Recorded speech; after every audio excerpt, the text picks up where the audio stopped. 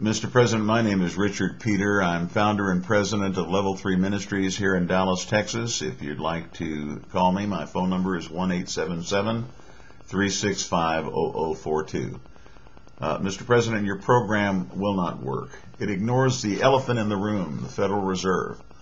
Also, feeding $1 trillion to a bunch of fat tick construction and remodeling companies is insane. It's nothing more than trickle-down job creation.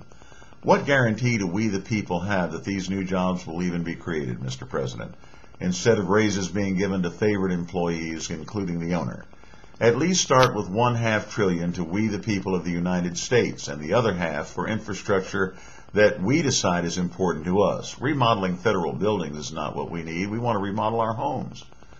At least start with $1/2 trillion to us, Mr. President, the folks that elected you, and leave the other half for infrastructure that we give you input on. Don't tell us what we want that money to be spent on. Let us share with you what's important and what's needed for our families. Unless a radical change is made, Mr. President, beginning with the reorganization of the Federal Reserve and the printing of our own currency, the United States dollar, you're going to become the first American president to preside over the greatest of all depressions. Further, Mr. President, our economic system is based on two main principles. The first is that consumer spending is 2/3 of the economy. The second is that every dollar spent at retail is spent 7 times in a year. The current plan is to send 90% of the money to non-consumers. Any plan that does not target consumers, Mr. President, is doomed to failure. Give we the people, the citizens of the United States, cash vouchers now, Mr. President. Require us to spend these in 90 days or less we hoard them.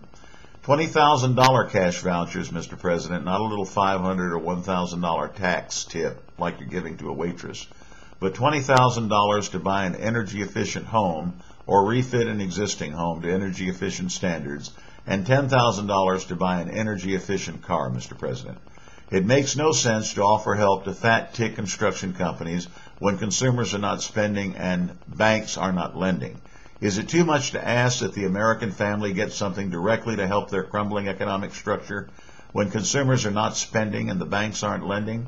You are not FDR, Mr. President, despite the Time magazine article.